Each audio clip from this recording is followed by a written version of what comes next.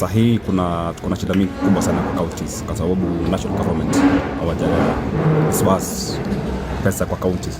Unakuta kwamba county government hawajakuwa wakifanya kazi zao service delivery kwa sababu pesa mingi haijakuwa kitumwa kwa counties. So kwa sasa hivi vitu mingi ambayo inafanyika sasa ni current expenditure, yani kulipa tu mshahara wa wafanyakazi wa county, na mambo ya development inakwama kwa sababu hakuna pesa. Ukiona sasa hivi kuna ucheleweshaji wa utekelezaji wa miradi mingi ambayo ingekuwa imetekelezwa kwa wakati.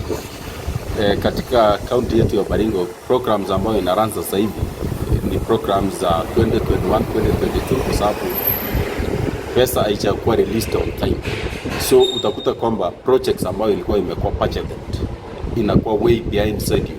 So national government wamechangia sana katika ucheleweshaji kwa utekelezaji wa miradi.